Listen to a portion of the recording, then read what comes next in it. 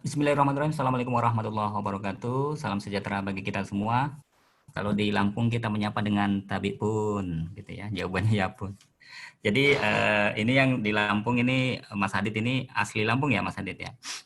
Jadi kalau di Jawa itu ada Sampurasun, kalau di Medan itu Horas ya. Jadi kami dari Lampung menyapa Mbak Kania dan teman-teman yang ada di Zoom ini dengan tabi pun. Harapan kita adalah kita semua selalu sehat ya, selalu dan jangan lupa bahagia dalam berbagi pengetahuan dengan Mbak Kania Cita Irlani, sosok muda yang sangat fenomenal ya, karena berita-berita beliau ini sangat sentral ini di media dan kita tidak tidak sulit mencari nama beliau. Klik aja, ketik aja di Google, Profesor Google akan segera menjawab dengan banyak pilihan. Beruntung kita hari ini bersama Mbak Kania Cita Irlani karena kita akan belajar banyak dengan beliau, sosok muda yang sangat agresif dalam berbagi pengalaman, berbagi pandangan, karena tidak semua orang memiliki keberanian untuk itu, ya, berbagi sudut pandang dari hal-hal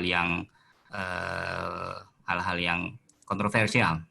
Banyak hal misalnya tentang kejahatan seksual, kemudian banyak lagi ya. Tidak mungkin saya sebut satu-satu, nanti kita buka saja nanti dari Mbak Kanianya langsung. Baik Mbak Kania, kami persilakan Mbak Kania. Tapi sebelumnya kami ingin berterima kasih dulu kepada media partner kita yaitu Suara. Ini radio streaming yang bisa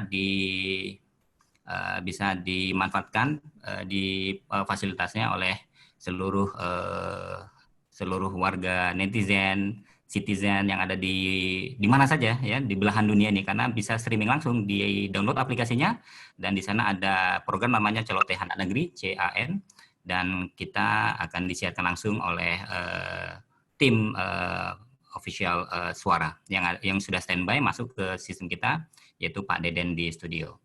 Kemudian kami ucapkan terima kasih kepada Jalar juga yang telah memfasilitasi acara ini.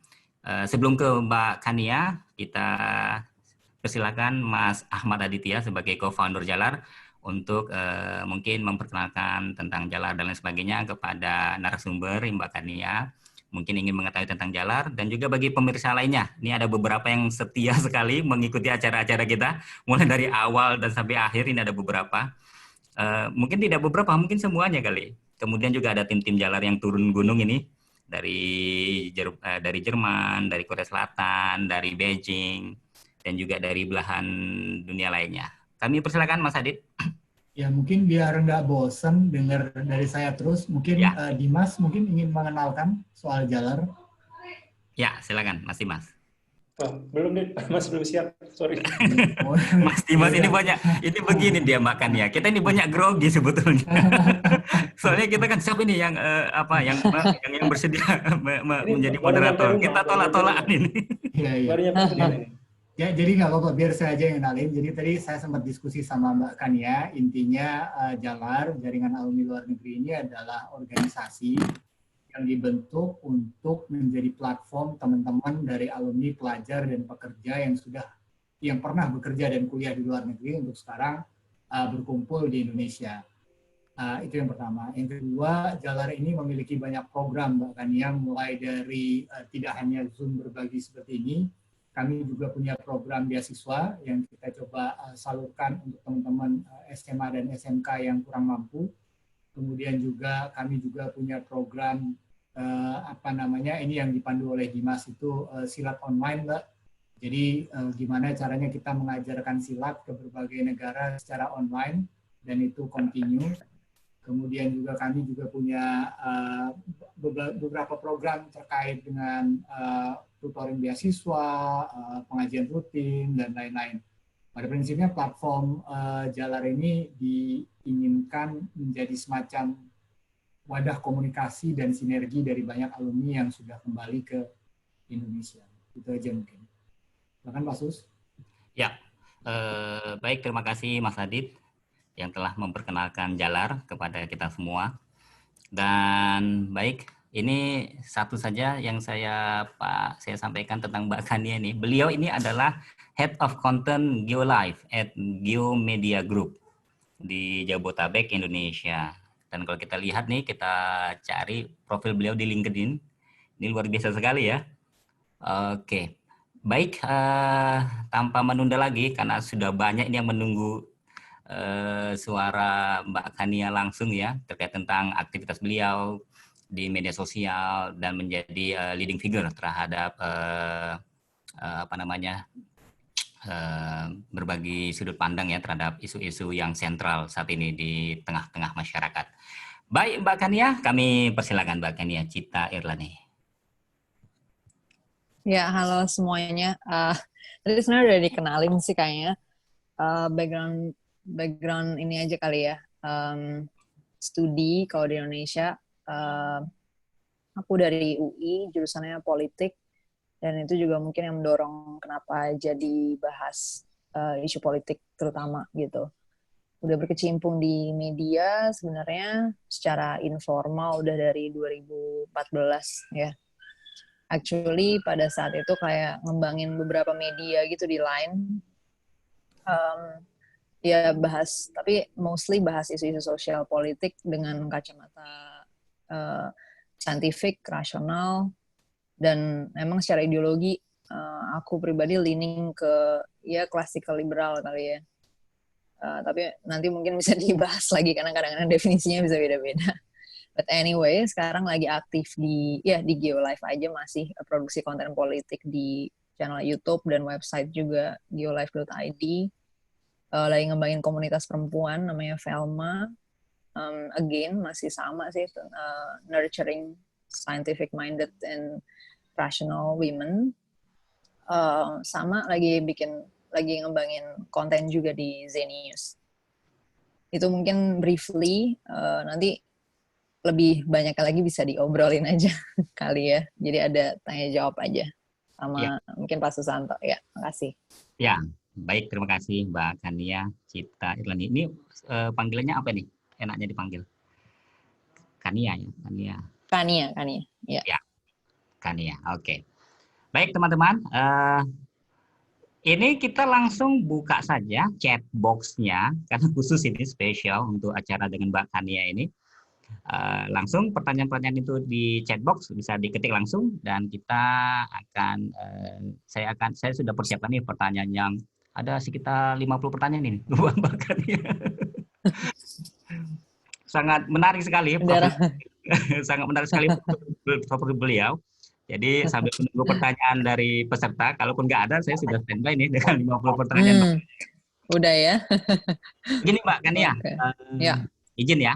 Ini kan Mbak Kania sebagai sosok muda ya, kemudian kenapa sih ingin terlibat langsung dengan politik? Karena kan politik di Indonesia itu kalau nggak tua itu janganlah terlibat di dunia politik. Nah, gimana Mbak Kania? Silakan Mbak. Iya, sebenarnya sih dari awal banget.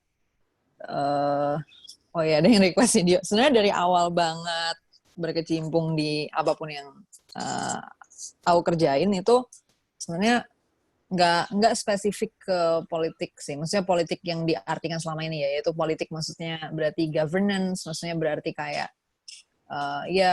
pemilu, kebijakan publik gitu ya. Sebenarnya nggak spesifik banget ke situ kalau awalnya ya. Dan di awal-awal produksi konten sebenarnya nggak ada niat khusus gitu, maksudnya ada misi nih mau kayak gimana gitu. Sebenarnya nggak ada, awalnya kayak kecebur aja sebenarnya. Jadi aku sama teman-temanku waktu itu kita lebih kayak banyak produksi konten itu lebih ke arah nilai-nilai sebenarnya sih, nilai-nilai dan norma-norma sosial. Jadi kita biasanya mengkritik dan men-challenge lah nilai-nilai status quo yang ada di masyarakat yang kita anggap nggak rasional dan nggak saintifik gitu ya. Bertentangan dengan fakta lah, basically nggak saintifik tuh maksudnya kayak gitu. Jadi kayak secara empirisnya kayak gimana, tapi kelakuannya kayak gimana gitu kan. Nah sebenarnya awalnya lebih ke sana sih.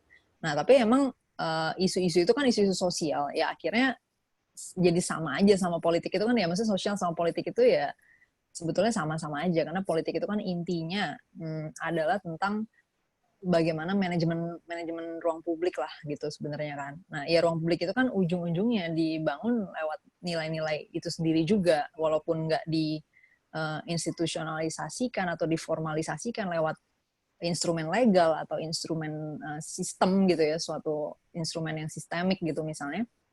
Ya tapi tetap aja, ya bahkan orang sekarang mulai menyebut nilai-nilai yang umum, yang mainstream itu bahkan sistemik gitu kan disebutnya.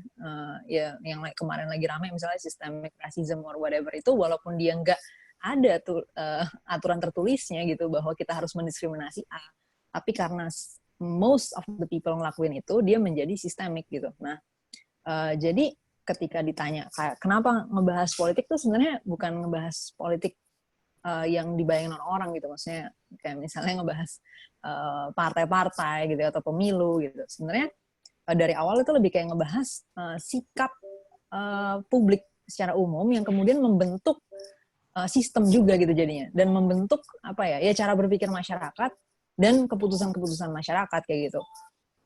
Pemilu, siapa pejabat yang naik jadi yang jadi pemerintahan gitu ya, itu cuman kayak bentuk terakhir ya, kayak bentuk paling ujung dari keputusan-keputusan sosial masyarakat yang sebetulnya yaitu cuman kecil banget lah dari semua keputusan sosial masyarakat yang ada dalam kehidupan bermasyarakat kita gitu. Kayak ya mostly nggak tercermin di situ bahkan kan, itu kayak cuman ya pencilan doang, tapi dalam kehidupan sehari-hari orang, setiap saat orang membuat keputusan sosial yang berdampak secara sosial terhadap orang lain.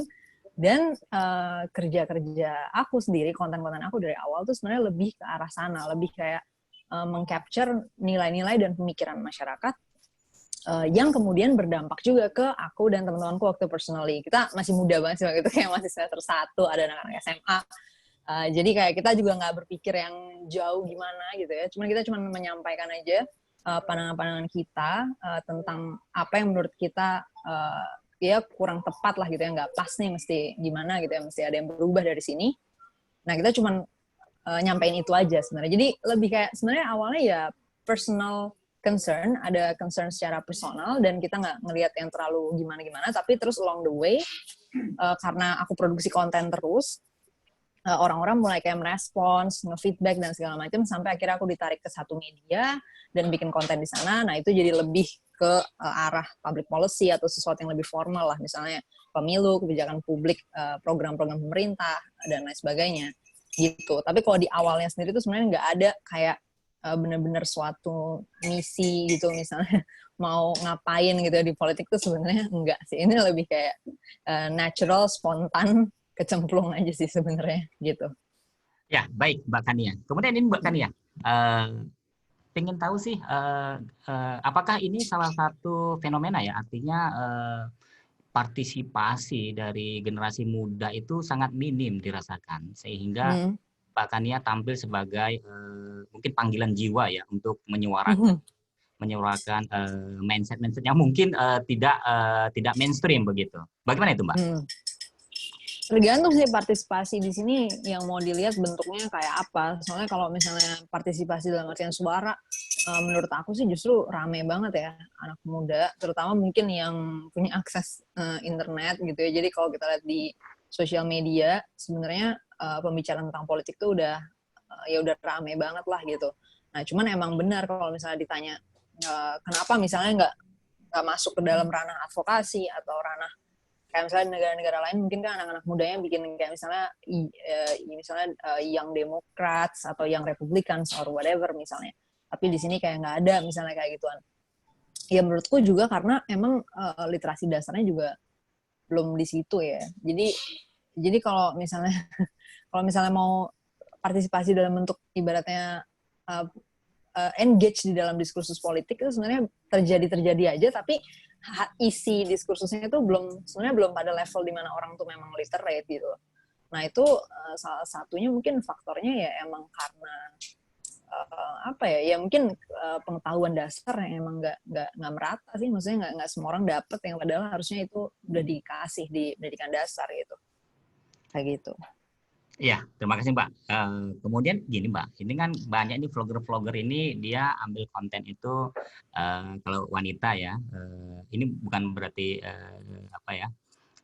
Nah, wanita misalnya vlogger tentang kecantikan, kemudian tentang shopping dan lain sebagainya. Nah, ini bahkan ini spesial ini tentang politik, tentang pandangan-pandangan yang apa namanya, yang berani lah, ingin di luar arus derasnya pendapat-pendapat kebanyakan, bahkan ya tampil dengan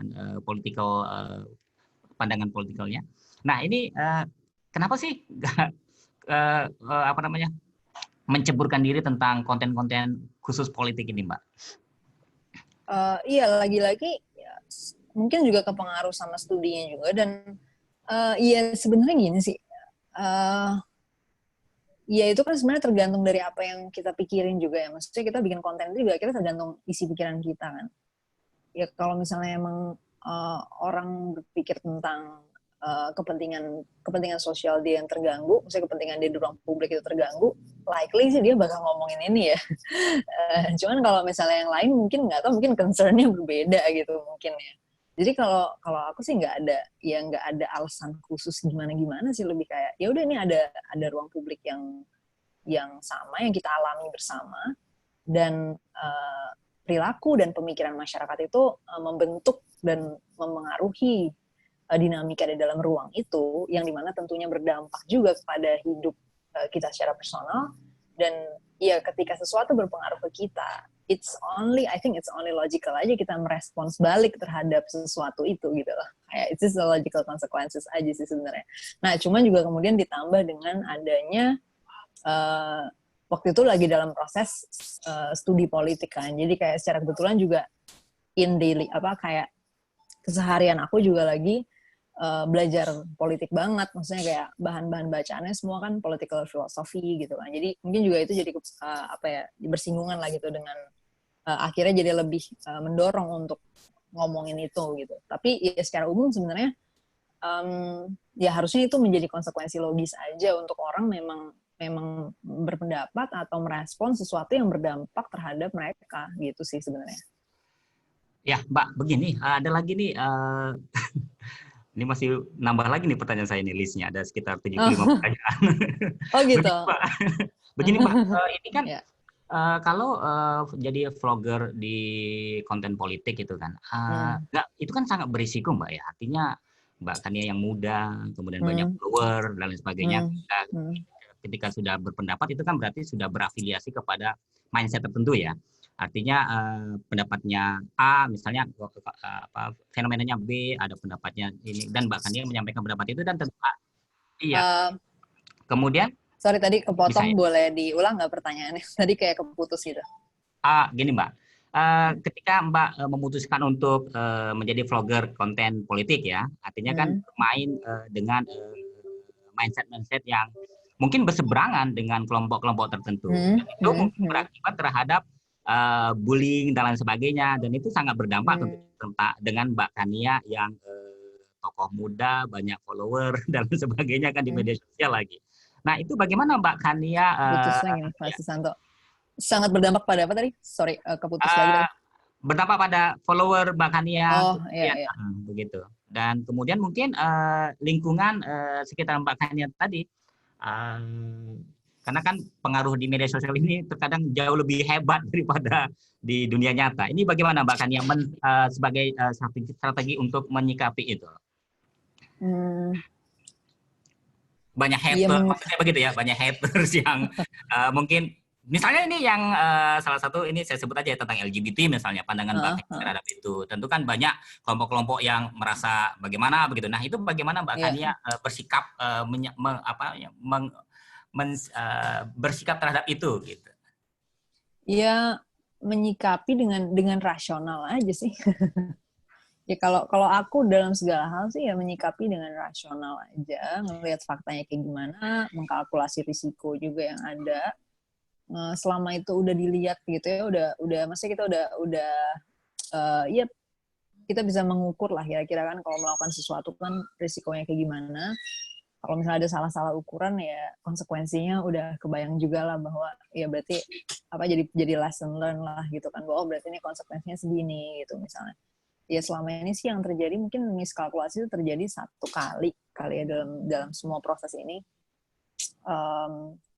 Ketika bahas soal LGBT dan kriminalisasi seks di luar nikah di ILC, yang aku nggak ngelihat bisa muncul itu adalah sebenarnya ancaman-ancaman bunuh yang sampai masuk ke nomor telepon pribadi gitu, kayak not sure nomor telepon itu nyebar dari mana dan segala macam.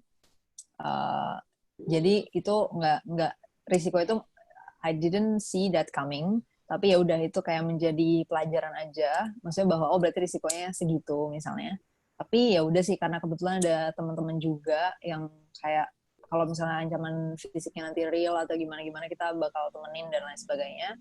Jadi ya udah kayak ya udah just hadepin aja, kayak selama kira-kira 2 bulan itu aku tone down lah basically, kayak hampir apa ya, mungkin kayak hampir rehat sosial media kali ya, jadi kayak nggak bikin konten-konten yang gimana-gimana kayak biasanya, dan nge-private banyak banget video juga, konten-konten tulisan juga berapa aku take down, karena mereka nge-track semua hal yang ada dan nge-share di semua sosial media yang mereka punya.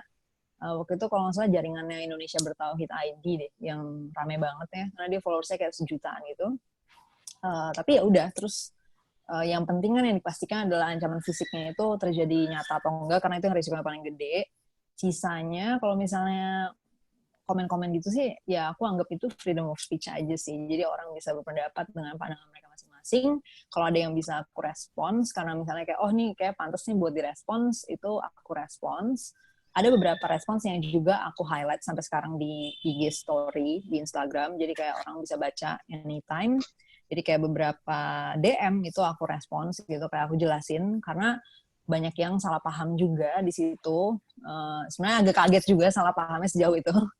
Salah paham yang paling jauh itu adalah menduga bahwa aku yang mau mengubah hukumnya, padahal yang mau mengubah hukum itu di debat itu adalah pihak Ayla sebenarnya, kayak gitu. Nah jadi yang itu aku respons sih, kayak nih I think lo salah paham nih di sininya gini-gini gitu sih. Tapi sisanya kalau yang cuman kayak caci maki doang ya maksudnya nggak bisa direspons juga kan, jadi ya udah ya diemin aja gitu sih basically. Jadi poles saja gitu Mbak ya. Iya. Nah, yang pertama kan tadi Mbak Mostly. tentang ancaman fisik ini ya kan. Ini memang yang sangat dikhawatirkan kita, apalagi bagi masyarakat, kelompok-kelompok masyarakat yang literasinya agak, mohon maaf ya, agak sedikit kurang. Ini kan kalau dalam teorinya ketika dia tidak mampu mengucapkan secara verbal argumen-argumennya, maka dia memakai dengan tangan dan kekerasan. Nah, ini bagaimana? Artinya kan begini Mbak, kita tidak bisa kendalikan ya siapa saja yang kita berjumpa dengan apalagi saat ini. Nah itu bagaimana Mbak? Apakah mempersiapkan diri dengan dengan bela diri, kemampuan bela diri? Ini sekalian promosi nih Mbak. Kita punya ada jalar online pelatihan bela diri silat oleh Mas Dimas Suryadi Alfaruk di Jerman. Kita bergabung. Gimana Mbak? Kan gini ya sebenarnya, kalau misalnya one on one itu mungkin itu masih bermanfaat gitu, kita latihan kayak gitu. Nah masalahnya kan yang umumnya terjadi di Indonesia ini kan udah sering banget ya terjadi, tiba-tiba langsung disamperin 50 orang gitu kan, bawa obor gitu sambil takbiran gitu kan. Itu kan kayak udah sering banget terjadi kayak gitu. Jadi cara mengantisipasinya tuh kalau aku pribadi gini, orang belajar bela diri tuh menurut aku ya bagus aja, bahwa kalau misalnya lagi untuk berada dalam posisi bahaya gitu misalnya, terus ada kemampuan untuk bela diri itu bisa itu tetap menjadi advantage lah gitu ya. Jadi silakan aja teman-teman yang mau latihan tuh boleh banget.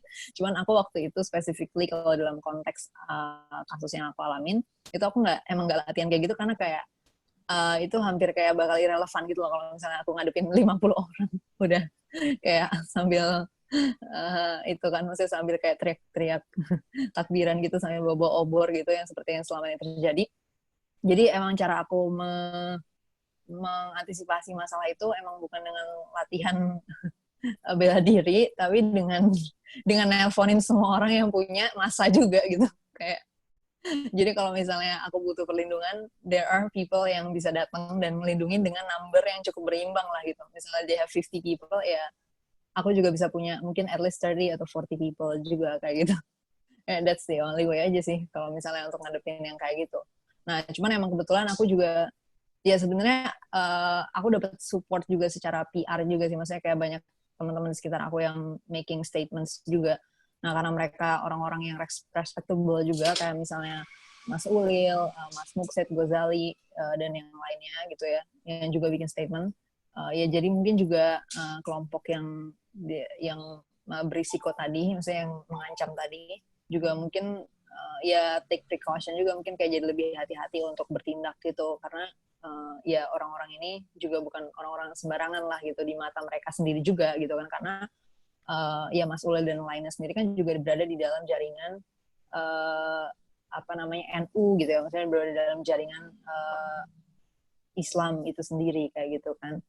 Jadi mungkin kelompok-kelompok tadi juga jadinya agak maksudnya kayak jadi nggak segegabah itulah gitu untuk bertindak. Jadi aku memang lebih ke arah sana sih, precaution-nya kayak gitu atau mitigasinya dalam konteks ini ya.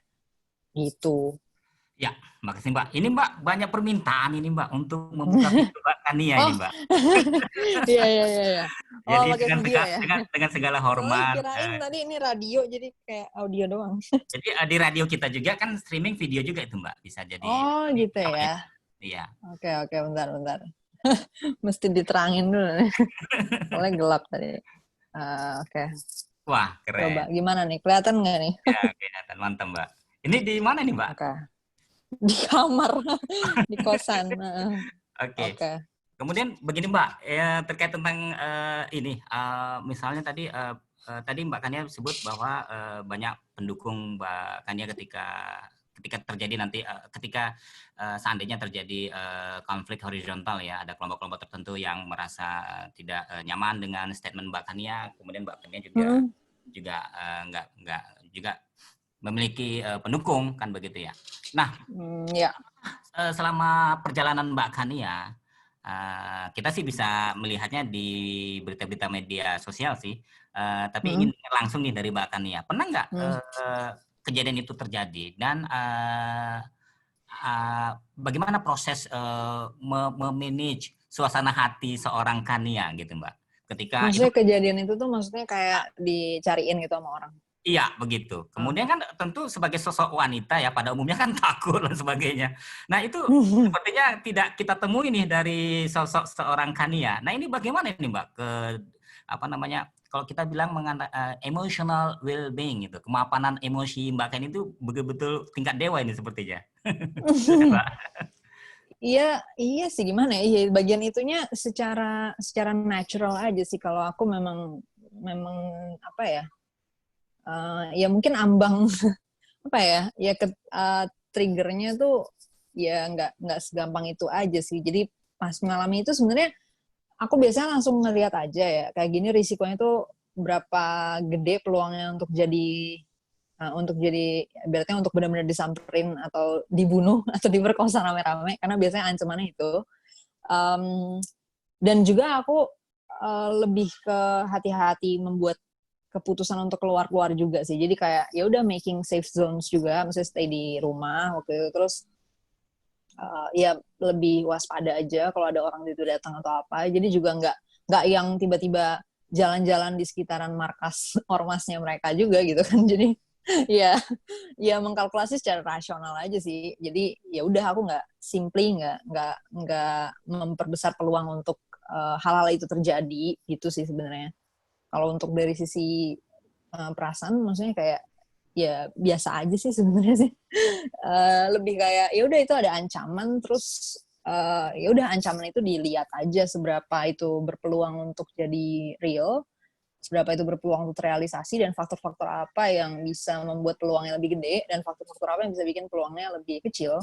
Habis itu aku tinggal lakuin apa yang bisa bikin peluang terjadinya itu lebih kecil. Dan menghindari hal-hal yang bisa bikin peluang terjadinya itu lebih besar, gitu sih. Baik Mbak, ini sekarang pertanyaannya agak ringan ini. Tadi agak berat. Iya. Coba yang ringan. Ya, ya. Gini Mbak, hobi Mbak Kania ini selain political content untuk vloggernya itu apa? Hobi yang nyantai gitu. Hobi. Hobi nonton. Ya. Kalau nonton tuh film yang genre gimana Mbak? Ya itu tadi kalau series sih nontonin yang kayak Law and Order gitu, SVU, abis itu The Mentalist, NCIS. Ya mungkin CSI juga cuma belum nonton.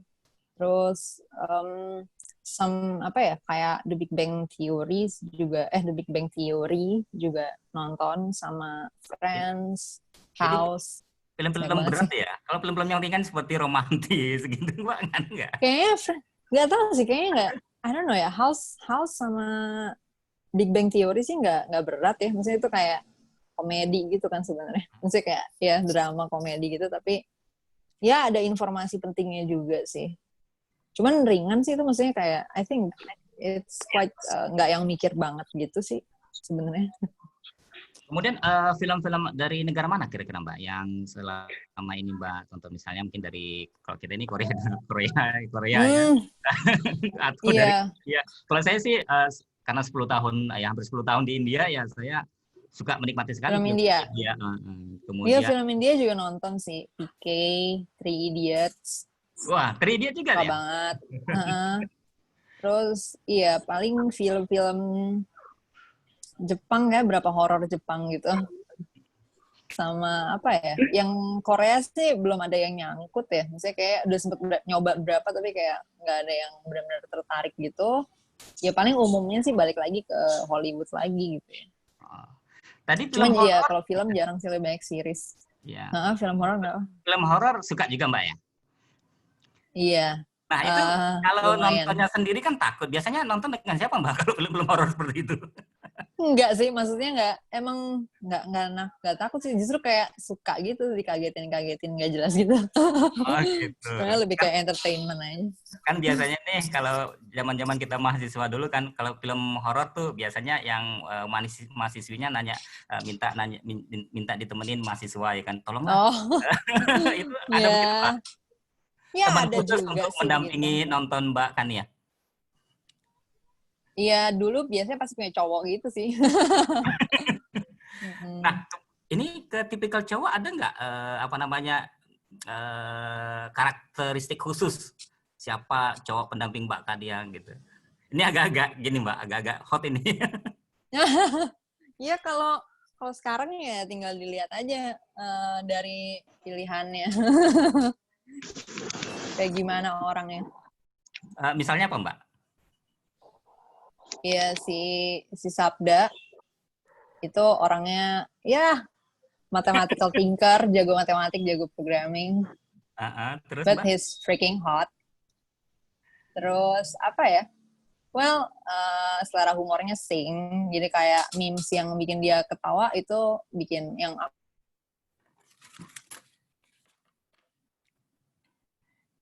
aku bisa ketawa juga gitu. Karena orang tuh kayak, berarti ini udah saya catat nih Mbak. Pertama yang tinggi, yang kedua humoris. Ini teman-teman yang misalnya Mbak Mas Dimas ini udah mulai nyatet ini. Ya, terus rasional, saintifik harus dong ya. Iya, saintifik, kemudian humoris ya. Kemudian apa lagi Mbak? Ini kita lagi menggali Mbak. Apa lagi? Ya udah sih. Itu sih paling sama ya nggak apa ya, maksudnya ya nggak inilah intinya nggak kena yang tahayul gitu, traditional beliefs dan lain sebagainya yang aneh-aneh lah, yang biasanya jadi bikin cewek-cewek jadi jelek soalnya gara-gara diajarin kayak gitu-gituan. Klinik gitu ya istilahnya. Jadi ya. kalau cowok-cowoknya kayak gitu biasanya cewek-ceweknya jadi ikut jelek. Jadi what makes cewek-cewek jadi shining itu adalah kalau cowok-cowoknya juga benar gitu. Jadi ya cowok-cowok pemikirannya kalau bisa yang benar dong gitu. Sekarang ini kayaknya udah mulai kena banyak yang aneh-aneh dan nggak tahu ya maksudnya masalah di mana, tapi kok kayaknya kecenderungannya malah semakin aneh gitu pemikiran cowok-cowok ini sekarang. Jadi kalau bisa ya itulah scientific thinking dan rationality itu dijaga aja. Jadi clean thinking aja sih sebenarnya, nggak usah mikir yang aneh-aneh nggak jelas, apalagi ngarang-ngarang informasi yang nggak benar, karena itu nanti bakal ngaruh juga secara personal juga gitu, di dalam relationship juga pastinya. Dan biasanya berdampak buruk banget di cewek-ceweknya gitu. Jadi itu Ya, aja sih pesan aku kalau buat cowok. terima kasih Mbak. Kami sebagai Nggak usah cowok-cowok. soleh-soleh by the way. Mbak, tadi humoris tadi kenapa sih pilih cowok yang tipikal humoris? Ya, sebenarnya apa ya? Ya itu kayak dampak doang sih menurut aku ya. Kalau orang biasanya kan sebenarnya sense of humor itu kan lebih kayak menandakan brainwave yang sync juga sebenarnya. Jadi kadang-kadang juga siapa yang dibilang humoris atau humornya cocok di mata orang lain juga bisa jadi nggak cocok di mata kita gitu. Jadi itu lebih kayak nunjukin frekuensi yang sama aja sih sebenarnya. Mbak, begini, itu katanya ya, tipikal cowok humoris itu orang yang cerdas. Betul nggak, Mbak? Percaya nggak? Nah itu dia, makanya kalau ya kan untuk bisa dibilang humor, jadi kan gini, itu kan kayak produksi pikiran kan sebenarnya. Iya, iya. Humor, kata-kata, pilihan kata, isi omongan dan lain sebagainya itu kan sebenarnya memang produksi pikiran semua. Ya jadi semua itu akan merefleksikan cara berpikir orangnya. Nah itu bisa jadi cerdas kalau emang ya pikirannya cerdas ya bakal cerdas gitu. Tapi kalau misalnya enggak ya juga enggak, walaupun dia ngelucu gitu kan. Tapi Iya, ya iya. kelucuan itu ya nggak bakal merefleksikan kecerdasan kalau pemikirannya nggak cerdas gitu. Sebenarnya itu aja sih, dan itu dalam segala hal aja sih, I think ya, bukan cuma di humor doang. Jadi ini pengumuman ini bagi teman-teman yang ingin bergabung, ingin menunjukkan humornya, konten humornya itu dibuat cerdas dikit ya. By the way, kadang-kadang juga ada stigma yang nggak ini juga ya. Maksudnya dikira cerdas tuh maksudnya berarti harus gimana gitu, maksudnya Serius harus begitu kayak ya. matematika or bla bla bla. Sebenarnya enggak sih, tapi dengan konten apapun, topik apapun, itu akan tetap menggambarkan struktur reasoning dari seseorang ketika dia bikin lucon, karena kan komedi itu kan biasanya ada premis-premisnya. Jadi ya basis premis dan asumsi yang dipakai untuk berkomedi itu akan menunjukkan the way of thinking dari orang itu gitu. Iya, iya. Jadi Ya. jadi cara dia memilih konten dan lain sebagainya itu kelihatan tuh Mbak. Artinya merefleksikan what he's thinking about ya kan begitu. Ya. Kemudian juga pengalaman saya nih ya bergaul dengan teman-teman itu lelucon S1, S2, S3 dengan profesor itu beda-beda. Ya. Kalau itu juga mungkin ada gap generasi juga kali ya. Iya, betul sekali. Ya. Apalagi kalau dia leluconnya sudah masuk kepada spesialisasi dia, misalnya kalau kita itu di forensik itu humornya beda dengan kalau saya bergabung dengan teman-teman di sastra. Kebetulan saya S2-nya sastra, S3-nya forensik, kemudian postdoc-nya 2 kali, yang ke belakang di MIT juga forensik. Jadi terasa betul itu ketika bergabung dan kadang-kadang kan kita supaya bergaulnya tidak garing, kita kan lempar-lempar humor-humor dikit ya, mancing-mancing, dan mereka keluar juga humornya, tapi sangat beda sekali. Nah, Mbak Kania dengan aktivitasnya ini kan banyak nih ya, terlalu sangat lebar sekali saya yakin tentang pertemanan yang ada di sekitar lingkaran Mbak Kania, lingkaran 1, lingkaran 2, lingkaran 3. Nah, itu bagaimana Mbak Kania, artinya kan Mbak Kania harus juga mengakomodasi mereka-mereka ini, tidak semuanya mungkin sesuai dengan harapan Mbak Kania. Artinya dengan begitu besarnya, luasnya ring para follower. Kalau tidak follower artinya teman-teman Mbak Kania lah yang selalu berinteraksi dengan Mbak Kania. Itu bagaimana Mbak Kania mengakomodasi tentang perbedaan-perbedaan yang terlalu jauh ini? Perbedaan sebenarnya kalau dari gimana? Misalnya mungkin Mbak Kania ada kan Mbak Kania ini dari komunitas satu ke komunitas lain ini pasti jumping ya, artinya tidak memposisikan diri pada satu komunitas saja.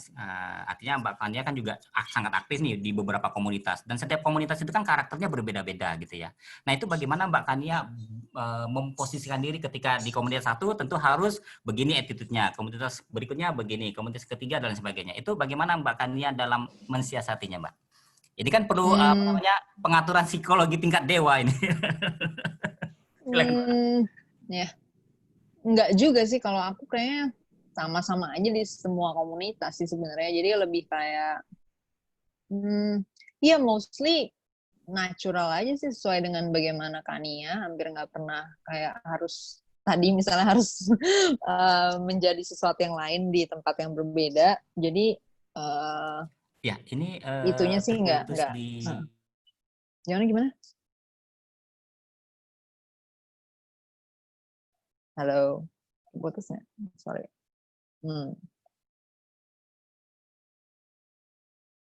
Ini yang lain keputus nggak sih, Kania di yang lain?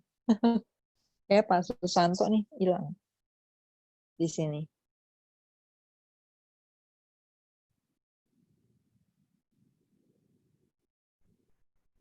Wow. Ya kayaknya Prof. Susanto keputus koneksinya. Keputus ya? Iya sepertinya. Gimana nih? Iya makanya. Berarti bukan di aku kan ya? Bukan Mbak. Oke. Di Prof. Susanto. Oh kayaknya. tuh udah balik lagi. Ada di situ Pak Sadit. siap. Ini sudah Oh masuk. ada Sudah Prof. masuk. Susanto. Oh udah masuk. Oke. Ya. Ya, silakan Mbak. Sudah dijawab ya? Ya Allah, saya lupa. Udah. Iya udah tadi. Udah ya? Oke. Iya begitu sih. Berikutnya nih Pak. Ini kan Mbak Tania selalu tampil bugar ya. Artinya di depan, sebagai seorang public figure media sosial tentu harus tampil stamina harus prima ya. Dan tentu aktivitas Mbak Tania ini kan tidak sederhana ini. Membuat konten dan lain sebagainya, tentu yang kadang-kadang waktu 24 jam itu pun terasa kurang. Nah ini bagaimana Mbak Kania mengatur ritme kehidupan, kesehatan dan lain sebagainya nih, sehingga tampil fresh, segar dengan ide-ide yang mengundang kontroversial dan lain sebagainya. Ini gimana Mbak? Ya pakai cara klasik aja lah, good sex life.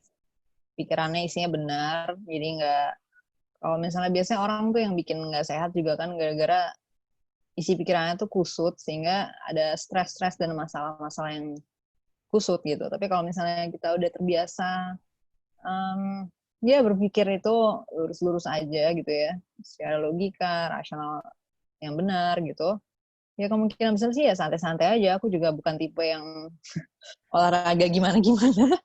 Jadi ya udah nonton Netflix and chill, have great partner, seksual partner yang bagus, dan teman ngobrol yang enak di rumah. Kayak itu udah sih udah cukup sih I think. Wah sederhana ya, sederhana sekali tapi sangat berat ini Mbak, karena dia berat. resepnya kan sifatnya internal ya.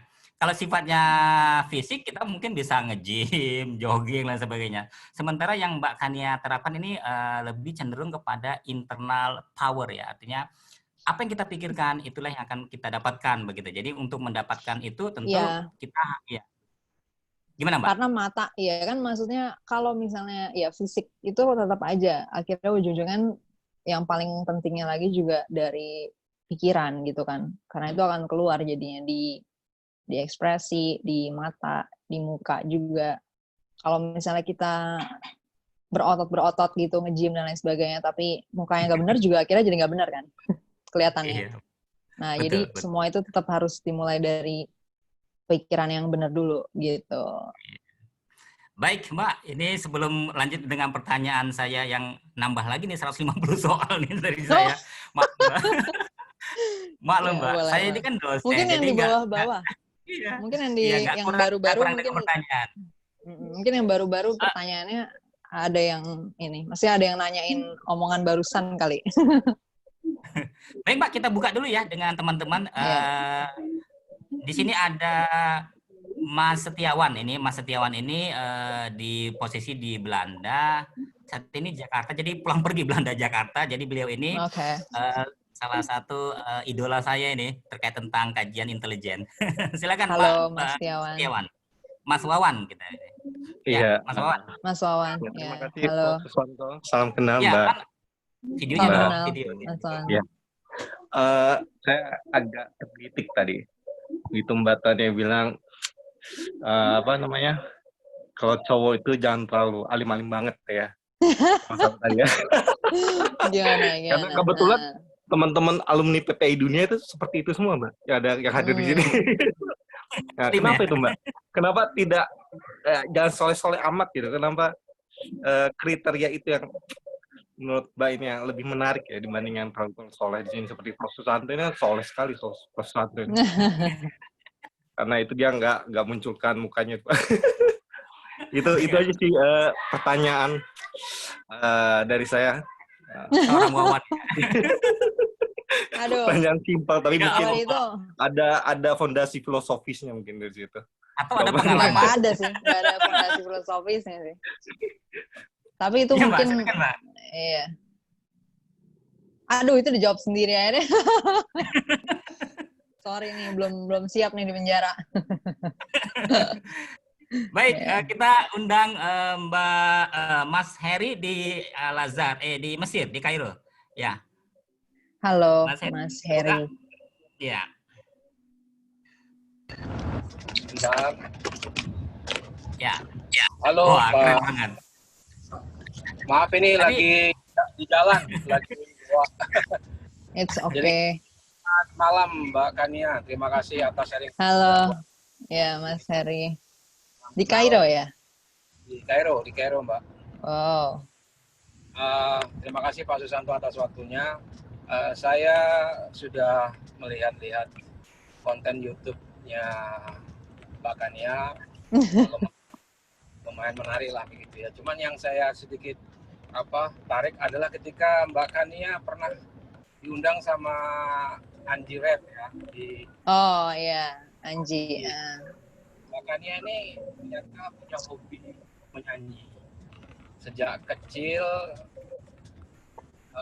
Di waktu habis maghrib kalau nggak salah, artinya Mbak Kania ini punya potensi di bidang lain yang Mbak Kania geluti selama ini.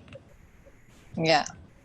Ada rencana nih Mbak Kania semisal membuat lagu tentang politik misalkan, moral politik pada Pak, karena memang Mbak Kania kan punya potensi di situ.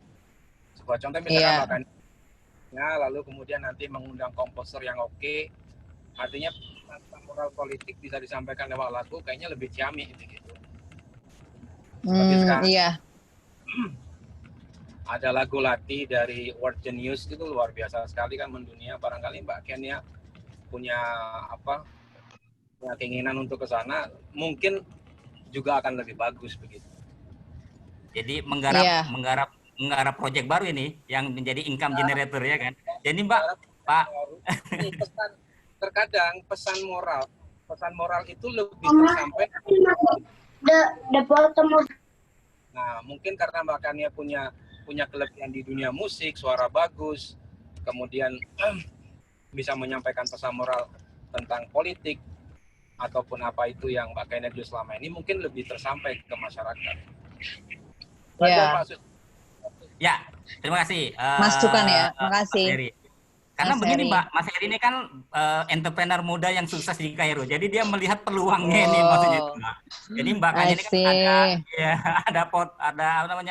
ada hal yang bisa menjadi penambah ya. Jadi konten-konten Iya. melalui YouTube dan sebagainya. Mungkin kedepannya mungkin melalui lagu, dan ini luar biasa sekali nih Mbak. Kalau bisa ada 1-2 album, bakal banyak ini Mbak, bakal laris ini. Gimana Mbak usulan Mas Heri tadi? Iya, ditampung dulu ya. Ya, dulu sih sebenarnya udah banyak nyiptain lagu juga. Cuman emang kalau sekarang lagi ya bikin konten dulu. Lagi ngerjain konten-konten basic thinking skills. Mungkin setelah itu kali ya, baru nanti kalau udah agak lowong baru ngerjain musik lagi. Makasih Mas Heri usulannya. Keren banget ya. Artinya potensi ke depan ini bisa digarap itu Mbak ya. Dulu sebenarnya emang pengennya jadi musisi kalau dulu banget sih. Tapi Baik, awalnya kan kita- kecemplung juga. Oke. Tapi nanti di akhir acara ini kita minta Mbak satu lagu gitu Mbak ya. Aduh, susah dong gimana. Ya, jadi ada waktu ini untuk mempersiapkan diri lagu apa yang akan Mbak Kania sampaikan nanti. Jadi masih ada waktu kita ya. Jadi siap-siap Mbak Kania ya. sambil menunggu Mbak Kania menyanyi untuk kita undang dulu tadi ada yang mau ini bergabung bertanya langsung Mas Dinar atau Mbak Dinar ini. Sudah kita buka itunya mic-nya, silakan Mas Dinar atau Mbak Dinar. Dibuka mic-nya paling bawah pojok kiri. Oke, belum mungkin ada ini ya. Kemudian Mbak Ica, kita buka Mbak Ica. Ini dari Jalar juga. Silakan Mbak Ica. Terima kasih Pak Susanto. Selamat malam Mbak Kania, salam kenal. Salam kenal, Mbak Ica. Ya, Iya. videonya dong Mbak Ica. Videonya, aduh mohon maaf banget nih Pak, harus siap-siap pakai Oh kerudung. iya. Iya, maaf. Iya. Baiknya di Palembang ini Mbak Kania. Iya. Kalau saya sih simpel, saya tadi dengar Mbak Kania tuh inspiring, terus simple tapi berisi gitu ya, jadi nggak musing-musingin diri sendiri gitu ya, dan itu tuh sebetulnya untuk bisa sampai ke level itu tuh kayak seolah-olah kayak gampang gitu diucapin, tapi sebetulnya pasti pakai perjuangan dulu ya sampai bisa jadi kayak sekarang gitu. Nah, kalau awalnya sekali mungkin sudah dibahas tadi, saya agak telat soalnya, kalau mengulang maaf gitu ya. Awalnya untuk terjun di politik dari sebelum menikah ya, pasti kan sama orang tua kira-kira awalnya gimana? Apakah kan agak risky gitu ya, orang masih memandang cewek ada di politik gitu ya, terus masih muda, terus kita pasti sebetulnya kan setiap pendapat itu kan ada pro dan kontra gitu, mesti ketemu itu gitu ya. Orang tua awalnya gimana tuh? Apa kayaknya awalnya ragu atau mereka support aja, ya udah nggak apa-apa jalan terus gitu. Gitu aja sih kalau dari saya, terima kasih. Makasih Mbak Ica. Ya, Iya, jadi silakan, Mbak. emang sebenarnya aku tuh kan besar dalam keluarga miskin ya, jadi aku anak orang miskin. Jadi hidup dalam bahaya, maksudnya bahaya itu ya selalu ada aja kalau untuk orang miskin ya. Dari umur 6 tahun misalnya itu udah harus kemana-mana sendiri gitu kan. Itu kan sebenarnya bahaya juga ya, bisa diculik, bisa dibunuh atau apapun. Tapi ketika kita berada dalam kehidupan yang memang mengharuskan itu terjadi, jadi kayak orang tuaku juga udah, maksudnya ibuku terutama karena aku cuman tinggal sama ibu, ya ibuku kayak udah ngeliat itu kayak biasa aja gitu, maksudnya kita menghadapi risiko itu ya biasa aja sih gitu, karena ya itu udah menjadi bagian dari kehidupan kita aja dari awal. Mungkin buat teman-teman yang lebih berada, mungkin orang tuanya mungkin lebih protektif dan lain sebagainya, tapi kalau misalnya kita hidup dalam kemiskinan, itu kita juga nggak punya ruang sebenarnya untuk maksudnya ya kita nggak perlu ya sebab paranoid gitu, misalnya kayak gini dikit takut bahaya gitu misalnya segala macam. Jadi ibuku juga dari kecil membesarkan aku dengan ya dia bukan tipe orang tua yang kayak misalnya nih anak harus ada safe zone gitu, misalnya harus gimana gitu. Ibuku juga nggak kayak gitu soalnya dari awal. Jadi walaupun dia tahu misalnya nih risikonya makin lama makin gede nih gitu, tapi ya udah dia juga cuma ngomong berisiko juga tuh yang kamu lakuin gitu misalnya, tapi ya udah that's it gitu, karena itu juga udah sesuatu yang menjadi bagian dari hidup aja sih gitu. Dan aku sebenarnya juga mungkin privilege di situnya ya, jadi ibuku nggak pernah ngajarin aku bahwa cewek tuh mesti gini gitu, dia nggak pernah kayak gitu. Jadi aku juga nggak tahu kalau ternyata orang lain tuh ada kayak gitunya gitu, jadi nggak pernah ngalamin kayak gitu dari awal. Ibuku membebaskan ketika aku udah usia dewasa, ya aku dibebaskan untuk milih pilihan-pilihan hidup aku sendiri. Dan kalau dari sisi bahaya atau risiko dan lain sebagainya, ibuku udah mengekspos aku dari kecil banget gitu terhadap risiko bahaya di sekitar, menghitung suatu konsekuensi dari suatu tindakan, kemudian juga waspada gitu ya, karena aku dari kecil banget udah naik metro mini misalnya sendirian kemana-mana gitu ya. Jadi aku juga udah dilatih untuk mengukur tadi risiko-risiko yang ada, membaca situasi dan lain sebagainya. Nah itu udah ya dari early banget, makanya ketika di usia dewasa melakukan pilihan-pilihan yang mungkin dianggap risiko dan lain sebagainya, sebenarnya ibuku ngeliat itu sebagai ya pilihan hidup aku aja sih gitu. Dan dia tipikal orang yang respect individual choices, jadi kayak aku bisa memilih aja sesuai dengan yang aku mau. Dan ya dia juga apa ya, maksudnya ya nggak repot sih sama hal itu sih, kayak ya udah you know what you do gitu, ya udah kamu juga tahu konsekuensi dari tindakan-tindakan kamu, so silakan aja kayak gitu. Kira-kira ya kalau dari sisi orang tua, jadi nggak pernah ada barrier atau hambatan untuk melakukan apapun itu yang aku mau sih gitu. Ya, terima kasih Mbak. Tadi Ya. terkait tentang sosok ibu ya, tadi berulang sekali Mbak Kania menyebut, dan kita sangat terharu sekali. Artinya jarang nih anak muda yang melibatkan peran ibu dalam kehidupannya. Tadi kelihatan Oh sekali. gitu ya. Ya, Mbak Kania itu Ya. menghormati sekali sosok ibu dan sepertinya sangat spesial.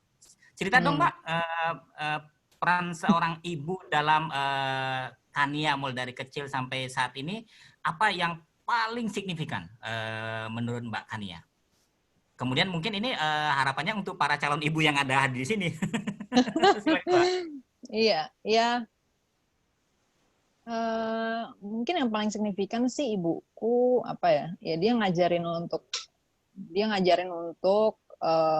belajar itu dengan open minded gitu ya. Maksudnya dia nggak pernah kayak ngasih kesimpulan di depan gitu, tapi dia membiarkan orang-orang untuk ya udah silakan explore aja sendiri gitu. Makanya sebenarnya sampai hari ini tuh pemikiran aku dan adik-adikku 2 orang lagi sama mamaku tuh kayak ya udah kita semua beda pemikirannya gitu, karena kayak ibuku nggak memaksakan kesimpulan-kesimpulan dia, dan terbuka juga sama ya kesimpulan-kesimpulan baru gitu ya, atau fakta-fakta baru yang datang dari anak-anaknya gitu.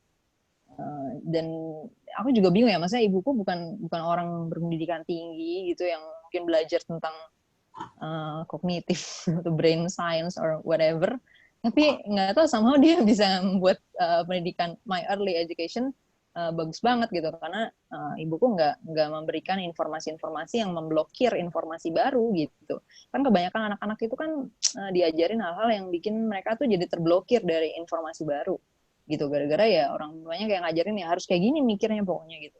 Ya termasuk misalnya stigma-stigma terhadap, atau bukan stigma sih, konsep-konsep lah ya terhadap kelompok identitas tertentu misalnya. Ibuku nggak pernah ngajarin kayak gitu, dan dia sangat anti ya dengan yang namanya tetangga-tetangga yang ngomongin orang gitu, misalnya kehidupan pribadi orang. Jadi aku dari awal sangat aware dengan ruang publik, ruang privat gitu, karena ibuku sangat keras banget di situnya. Jadi itu urusan pribadi orang gitu, kamu nggak usah ngurusin itu kayak gitu misalnya. Itu dia tuh keras banget di situ. Jadi pemisahan ruang publik, ruang privat itu udah familiar banget dari awal.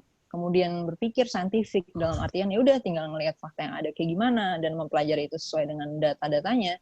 Itu kayak dari awal banget ya, dari kecil banget, dari pertama kali aku bisa baca kali ya gitu, dari umur 3 tahun, 4 tahun gitu udah kayak gitu nilai-nilainya. Jadi ya nilai-nilai itu yang membuat hidup tuh jadi gampang sih ya, karena kayak ketika itu nggak punya asumsi-asumsi sendiri gitu kan. Orang kan sebenarnya kadang-kadang yang bikin kusut itu kan ya bikin asumsi-asumsi sendiri.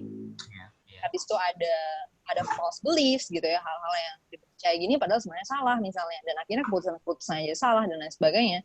Nah aku kebetulan nggak dipaksakan untuk kayak gitu-gituan ya. Jadi sehingga pemikiran itu ya tadi kosongan gitu. Jadi ketika menerima data itu ya ngikutin aja data yang ada, fakta-fakta yang ada kayak gimana. Udah kayak gitu doang berpikirnya. Jadi simple thinking sebenarnya yang bikin energi itu nggak habis buat masalah-masalah yang sebenarnya nggak ada gitu, unnecessary problems. Nah itu sih menurutku yang paling penting ya. Dan oh ya satu lagi sih ya, ibuku sangat menghormati pilihan individu gitu, walaupun dia bukan orang yang belajar tentang liberalisme atau tentang Adam Smith atau apapun itu yang sebagai filsafat politik individualism gitu misalnya. Tapi itu kayak udah menjadi nilai-nilai dia aja gitu. Dia sangat nyaman dengan bisa coexist dengan all kinds of people aja gitu. Orang mau milih apa dalam hidupnya, ibuku bisa biasa aja gitu dengan adanya hal-hal itu. Misalnya orang seaneh apapun gitu ya, dia kayak nggak pernah, nih orang kayak gini salah nih gitu, nggak pernah kayak gitu. Jadi itu membuat aku justru kayak ya jadi biasa aja gitu ketika menghadapi apa ya, kan orang suka kayak gimana sih lo temenan sama orang yang kayak gini atau ngelihat orang kayak gini. Aku ngeliatnya itu jadi ya varian-varian aja gitu. Dan along the way ketika aku belajar biologi juga kan kemudian lebih dalam gitu ya, jadi ada wawasan-wawasan yang benar-benar secara saintifiknya kayak gimana. ya ternyata emang bener anyway bahwa ya itu ya varian-varian aja gitu kan. Jadi dari awal juga karena pikiran itu nggak diblokir untuk menjadi anti terhadap suatu varian, aku bisa melihat itu dengan setara gitu. Maksudnya bahwa ya ini varian-varian aja di dalam organisme kayak gitu. Dan itu karena nilai-nilai dari ibuku tadi yang nggak membuat nggak membuat segregasi gitu atau ya perilaku yang close minded kali ya, atau bigotry kali ya terhadap ide-ide lain atau identitas-identitas lain, bahkan yang belum pernah aku tahu juga misalnya gitu, bahkan nggak pernah aku lihat pun ya tetap aja I know bahwa varian itu akan mungkin ada kayak gitu sih, something like that. Ya, makasih Mbak. Ini luar biasa sekali ya. Artinya Ya. yang dilakukan Ibunda Mbak Kania ini, kalau kita ini kebetulan saya sedang mengembangkan konsep parenting. Jadi parenting itu kan ada namanya konsep multiple intelligence ya, kecerdasan majemuk, dan yang terakhir kecerdasan majemuk yang paling tinggi adalah kecerdasan majemuk hakikat. Nah, di hakikat ini sepertinya sudah saya temukan ini dari sosok seorang Kania, hasil produk parentingnya Ibunda Kania ya. Artinya kecerdasan hakikat itu adalah ketika kita sudah kita merasa bagian dari semesta dan kita memiliki suatu pendapat dan kita meyakini sebuah nilai dan kemudian kita memperjuangkan nilai itu, dan melalui vlogger-vlogger politikal yang disampaikan oleh Mbak Kania itu kan upaya untuk memperjuangkan nilai itu. Artinya berusaha menyampaikan pendapat, dan ini that's my point, dan saya akan perjuangkan itu sepanjang I have reasoning to argue what I'm saying, kan begitu ya. Terserah ketika itu dilempar ke halayak, karena kita juga mengenal konsep the death of the author, apapun terjadi itu di luar kendali Mbak Kania, bagaimana dia meresponnya. Kemudian satu hal yang menarik tadi yang Mbak Kania sampaikan tentang peran orang tua tadi adalah tidak a priori ya, tidak menjudge di awal gini. Ini sangat penting bagi kita calon orang tua atau yang sudah menjadi orang tua atau ingin memberi berkiprah. Apalagi ini ada Mas Bambang, beliau ini adalah salah satu yayasan sebuah institusi pendidikan. Ini ini yang menarik yang kita pelajari, yang kita dapatkan dari sosok Kania adalah yang dilakukan oleh Ibunda Kania tadi, yaitu tidak membedakan antara satu dengan yang lainnya peserta didik ya. Kalau dalam keluarga itu kan, keluarga itu adalah benteng terkecil yang terhebat untuk bisa menampilkan pendidikan bagi bangsa ini. Nah, itu sudah dilakukan oleh peran seorang Ibunda Kania, yaitu ketika mendidik anak itu tidak, dia anggap anak itu adalah spesial. Jadi whatever yang yang dia sampaikan, yang dia lakukan itu dia tidak menjudge di depan tadi Mbak ya. Artinya ya dilakukan nanti ketika nanti ada sesuatu yang mungkin membutuhkan arahan dan sebagainya, disitulah sosok tampil seorang ibu dengan tidak memberi kunci jawabannya A B, tapi merangsang ini. Jika ini begini, maka ini begini, jika itu begitu. Jadi ada pilihan-pilihan lagi, sehingga seorang Kania tumbuh menjadi sosok seorang yang mudah beradaptasi dengan apapun, situasi tersulit apapun. Karena kan bahwasanya untuk bisa survive itu bukan harus yang paling cerdas dan yang paling kuat, tapi yang paling bisa beradaptasi. Bagaimana itu, Mbak?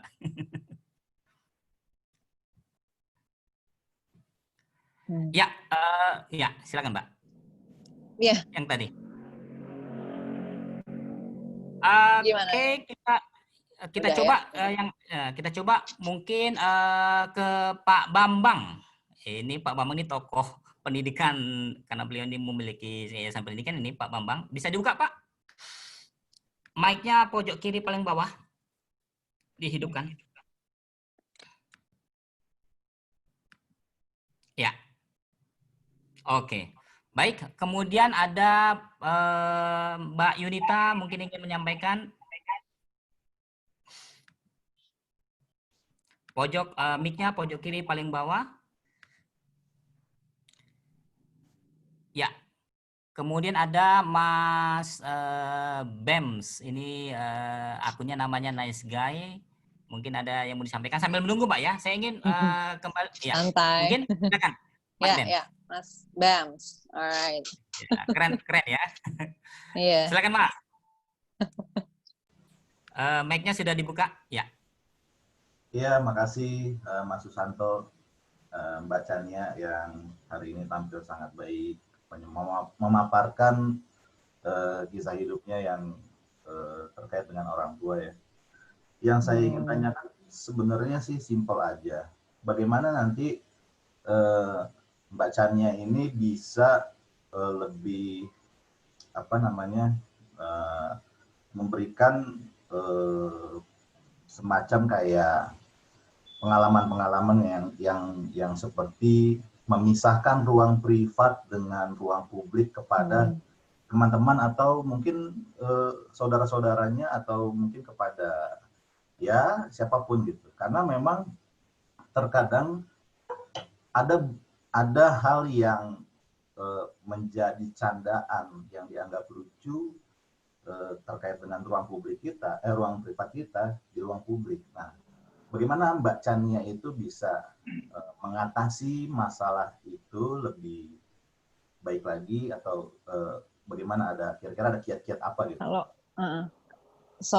Kalau canda. Jadi tergantung sini ranahnya. Jadi kalau misalnya itu dalam konteks berpendapat atau masih bercanda atau apapun itu sih sebenarnya aku bukan tipe yang ngurusin itu.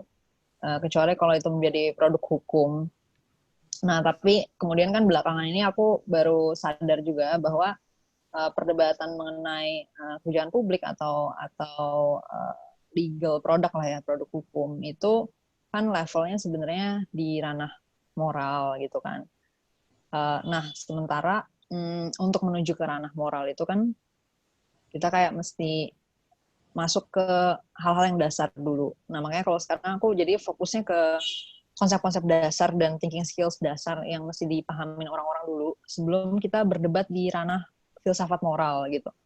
Termasuk soal tadi, misalnya perlindungan terhadap ruang privat dan lain sebagainya. Karena itu aku ngeliat jadi udah advance banget gitu. Sementara ternyata orang-orang tuh logika dasar nggak tahu. Membaca masih salah. Berkali-kali tes baca di orang Indonesia dibilang functional reading kita 0 gitu kan, 0 sampai 1 gitu, nggak bisa ternyata memahami isi bacaan. Nah kalau kita kayak gini belum selesai nih menurutku juga jadinya risky kalau aku ngomongin hal-hal kayak gitu, karena jadinya salah paham mulu, dan itu yang terjadi berkali-kali gitu. Ya termasuk ketika aku ngomongin suatu, kepotong. Termasuk ketika aku ngomongin suatu produk hukum, bahkan ternyata orang nggak tahu ini produk hukum ini tuh yang menjadi status quo, dan yang mau diubah tuh yang mana gitu. Bagian yang mengubah yang mana, bagian yang status quo yang mana. Ini jadinya udah advance gitu kan. Apalagi kalau bicara hukum ekonomi. Kalau mau ngomongin pasar aja, orang nggak ngerti ternyata pasar itu apa. Terus supply demand nggak ngerti. Kayak gini-gini. Ini kan berarti kan akhirnya aku mesti balik ke literasi dasar dulu. Makanya sekarang aku jadi fokusnya ke basic thinking skills universal, logika, scientific reasoning, basic mathematics, dan lain sebagainya. Baru nanti aku masuk lagi ke perdebatan filsafat moral gitu. Jadi Mas Bems, ini aku rasa salah satu lesson yang paling penting sih dari semua proses aku ini di ruang publik, berdialog dan berdiskursus dengan banyak pihak gitu ya. Ya aku rasa ini ternyata kita belum saatnya menurutku gitu berdebat tentang misalnya tentang tadi ya, tentang ruang publik, ruang privat, tentang sekularisme gitu kan, pemisahan dan segala macam. Itu menurutku jadinya terlalu advance gitu. Setelah aku cobain berkali-kali, orang nggak bisa bedain legal itu artinya apa gitu. Ketika sesuatu itu nggak diatur ya berarti dia legal. Itu aja dia nggak ngerti gimana kita mau ngomong kriminalisasi versus nggak kriminalisasi, dekriminalisasi, deregulasi, regulasi dan lain sebagainya gitu. Nah jadi aku sekarang mau ngembangin yang universal thinking skills dan universal knowledge-nya duluan. Aku rasa that's my way untuk akhirnya bisa sampai ke sana. I hope ya. Nah sekarang aku garap ini di Zenius, di mana itu bisa jadi kayak bagian dari learning contents yang bisa dipakai sama semua orang. Pengennya sih bisa di-enforce kalau bisa gitu ya. Jadi kalau ada sistem dari perusahaan misalnya untuk penerimaan kerja atau penerimaan PNS atau apapun itu, we need some test yang bisa nguji kompetensi yang tepat gitu. Maksudnya bukan soal jelimet-jelimet, justru kompetensi dasar universal yang emang harus dimilikin semua warga negara, itu harusnya bisa di-enforce dengan kayak gitu-gitu. Tes-tes atau seleksi-seleksi tadi, sehingga semua ini warga negara di dalam berdemokrasi itu bisa sehat, ya kan, beradab, dan cerdas juga gitu kesimpulan-kesimpulannya, argumen-argumennya. Ya. Oke, terima kasih Mbak. Tadi saya lanjut ya. Tadi ada tadi ada kita lanjut dengan Mbak Galuh. Tadi sudah Oh, udah, beliau ya. ya Mbak Galuh. Terima kasih Mas Bems atas Terima pertanyaannya kasih Mas. Mas Bems. Ya, oke. Pertanyaan Silakan Mbak Galuh dibuka mic-nya di sebelah kiri pojok. Ya, silakan Mbak.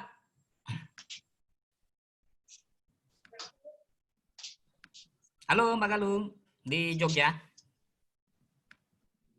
Halo.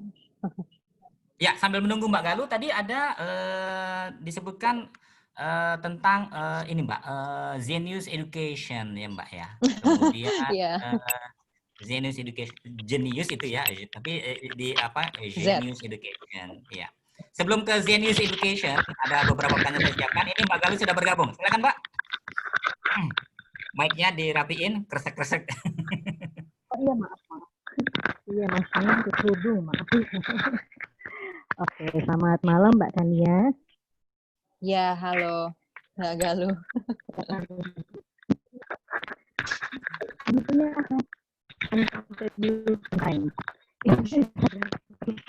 itu berhubung Sorry, putus-putus nih. Enggak. Ya. dengan masalah itu. Ya. Saya berhubung masih muda, mungkin buat gue nggak apa kali ya, enak. Kabel headsetnya ya, mungkin ya. Ini udah pakai headset ya, tapi putus-putus nih Mbak Galuh. Halo? Ya, halo? Ya. Oke. Ya, itu. Oke, atau saya gitu semuanya udah ganti. Nah, itu harus posisi kabelnya tetap begitu ya. Biasa begitu kalau kontak-kontak di kabel. Saya ganti ini Pak, mungkin dulu saya ganti. Ya. Di apa ya? Atau nanti diketik aja, nanti diketik di chat box, nanti kita bacakan. Oke, baik. Lanjut ke Zenius Education tadi, Mbak. Ya, Zenius Education sambil menunggu Mbak Galuh ya. Zenius Education, ini bagaimana peran Mbak Kania dengan Zenius Education tadi dengan teknologi tadi? Saya tadi ada browsing sedikit bahwa Zenius Education itu memungkinkan satu guru bisa jutaan orang begitu Mbak ya. Artinya sangat luar biasa sekali nih jika ini bisa terjadi karena di situ seandainya education itu bisa education for all dan semua orang bisa akses terlepas dari cost dan lain sebagainya. Kemudian baik dia di kaki gunung, di tengah laut dan lain sebagainya, ini peradaban ya tentu akan bergerak maju ke depan karena berawal dari the basic need of peradaban itu sendiri. Civilization adalah education. Nah itu bagaimana Mbak? Ya, peran betul. Mbak Kania dengan Zenius Education tadi? Iya, jadi Zenius selama ini kan mengurusin pendidikan dasar, basic education, ya SD, SMP, SMA, gitu kan, lewat kurikulum. Karena orang familiarnya dengan kurikulum tentunya, jadi dengan menggunakan kurikulum yang berlaku di Indonesia, mereka mengajarkan cara berpikir ilmiah dan rasional gitu, tapi lewat topik-topik yang ada di dalam kurikulum pendidikan dasar. Nah, sekarang Zenius mau ngembangin yang beyond dari pendidikan dasar, dan itu yang lagi aku mau kerjain gitu, mau aku garap. Konten-kontennya, kalau teman-teman ada masukan, ada any opportunity untuk collaborate juga, please feel free untuk ngobrol-ngobrol, ngajak ngobrol aku, karena emang itu yang mau dikembangin. Jadi untuk lifelong gitu, setelah anak lulus SMA, nah misalnya mereka jadi mahasiswa atau mereka kerja atau apapun itu, mereka tetap bisa dapat learning contents dari Zenius yang lagi-lagi fokusnya tetap sama, yaitu menumbuhkan orang-orang Indonesia yang rasional dan saintifik, dan baru nantinya kalau misalnya mau melakukan perdebatan di ranah moral, nah itu udah urusan lain lagi kan, tapi seenggaknya pembacaan fakta-fakta dan realita itu udah benar kayak gitu. Nah makanya kita emang fokusnya lebih ke universal thinking skills itu, yang tadi scientific reasoning, logic, mathematics, dan lain sebagainya, yang sebenarnya itu buat semua orang.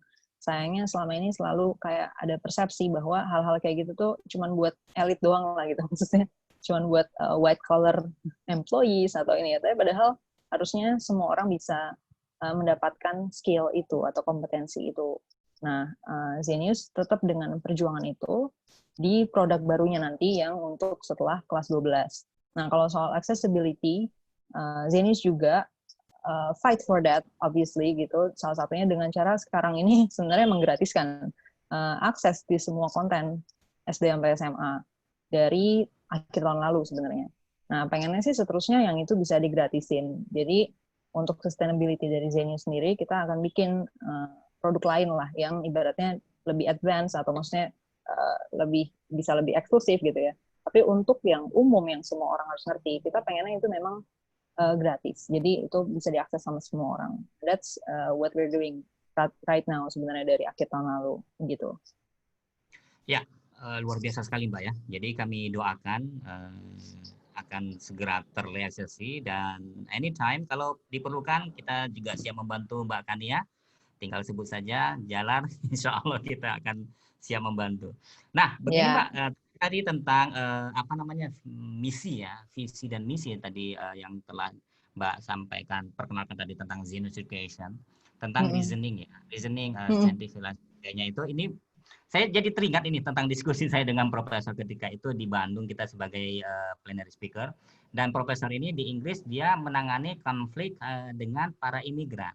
Jadi dia katakan di sana bahwasanya salah satu penyebab konflik horizontal di antara mereka sendiri dengan penduduk lokal dengan pemerintah adalah mudahnya diprovokasi dan terpaparnya dengan hoax. Artinya ketika hoax itu masuk, provokasi itu masuk, reasoningnya nggak maksimal, sehingga dia bisa sehingga emosionalnya, psychologicalnya bisa diaduk-aduk.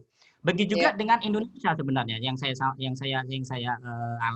saya perhatikan ya, amati. Misalnya di Lampung ini banyak konflik antara transmigran dengan penduduk lokal, Bali, kemudian dengan belakang ini kan kalau Mbak mengikuti ya tentang konflik Bali dengan penduduk lokal Lampung ya, hal-hal yang sepele ternyata memicu yang begitu dahsyat, menimbulkan banyak korban dan sebagainya. Dan itu tidak perlu terjadi seandainya mereka itu menggunakan reasoning. Ini benar nggak?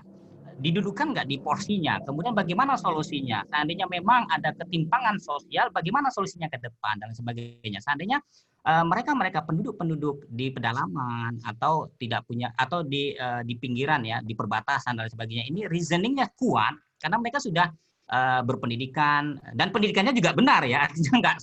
Nggak mesti juga orang yang sampai S3 juga reasoningnya juga sudah kuat. Artinya memang tujuan kurikulum pendidikan kita juga mungkin menjadi PR besar bagi kita. Kenapa? Karena ternyata banyak elit pemain-pemain provokator tanda kutip ya, itu pendidikannya cukup bagus. Artinya memang tidak tujuan kurikulum kita emang udah salah duluan kan sebenarnya.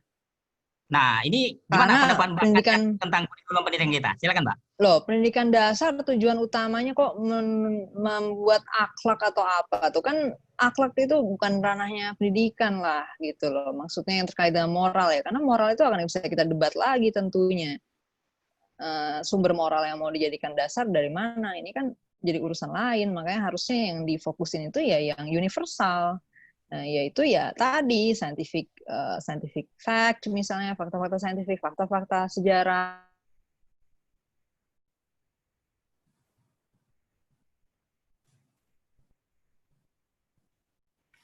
Iya. Misalnya dan akhlak menjadi KPI juga nggak bisa dicapai juga, nggak bisa dipertanggungjawabkan juga karena ya sumber moral yang dipakai itu dari mana, dan sering kali juga bisa jadi juga gitu ya sumber moral itu sendiri malah yang menghambat mungkin kemampuan untuk reasoning tadi gitu loh. Nah kalau seperti itu kan akhirnya perwujudan di dalam proses pendidikannya sendiri jadi salah semua gitu. Ya bayangin aja kalau misalnya kita mau orang reasoning, tapi tujuan pendidikannya sendiri against reasoning, ya itu sama aja kayaknya terbolak-balik jadi gitu, antara mana yang mau dicapai dengan apa yang dilakukan itu kontradiktif gitu, kontradiktif kayak gitu loh. Iya, baik, terima kasih Mbak. Ini waktunya juga yang sangat terbatas. Jadi sekarang sudah jam 9. Ini kalau kita teruskan sampai pagi nih, Mbak. Iya, aku juga. Iya, makanya baru aja pengen ngomongkannya kayak 5 menit lagi nih ya. Udah harus ada urusan lain lagi. Iya. Ya. Baik, kita... Makasih banget. Closing statement, Mbak. 1 menit dari Mbak Kania. Iya, sekali lagi aku makasih banget sama teman-teman Jalar yang udah ngobrol hari ini, yang udah ikutan dan nanya-nanya semuanya. harapannya sih dari ngobrol-ngobrol hari ini bisa dapat mungkin 1-2 lessons yang bisa jadi bermanfaat, dan please feel free untuk kontak Kania kalau misalnya ngerasa ada hal-hal yang bisa dikolaborasiin, kalau misalnya ngerasa punya visi atau misi yang sama yang bisa diperjuangin bareng-bareng buat Indonesia. Terima kasih.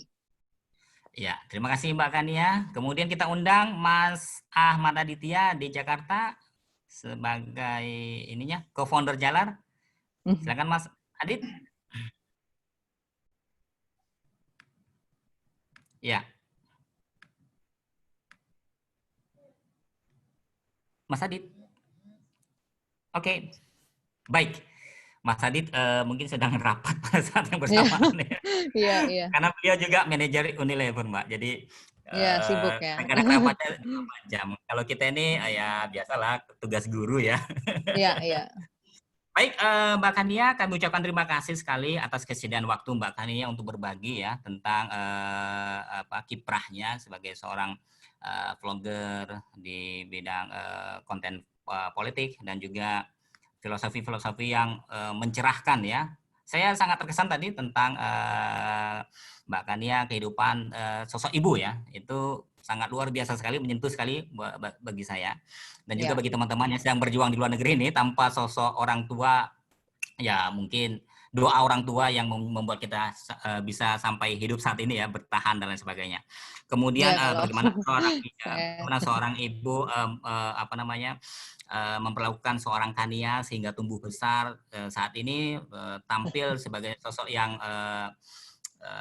yang berani, kemudian confidence dan percaya diri, menyampaikan ide-idenya dengan lugas, bebas, dan sangat menarik tadi yang Mbak Kania sampaikan adalah fundamental education. Nah, ini yang harus kita cermati bersama, yang harus kita kembangkan bersama dalam pendidikan kita yang sepertinya terlupakan atau terabaikan dalam kurikulum pendidikan kita, mulai dari pendidikan dasar hingga perguruan tinggi. Sehingga timbullah di sini hal yang tidak kita inginkan, berbenturan secara fisik, saudara dengan saudara, teman dengan teman, pemerintah dengan rakyat dan sebagainya, tidak adanya visi misi bersama yang diperjuangkan untuk kehebatan bangsa Indonesia, peradaban yang lebih hebat ke depannya. Salah satunya adalah yang disampaikan oleh Mbak Kania adalah pendidikan dasar yang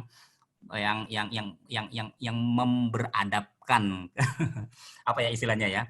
Artinya memang reasoning ini harus kemampuan reasoning yang mencerahkan. Kemampuan reasoning ini yang membuat kita bisa lebih memilih dalam menentukan sikap, sehingga kita tidak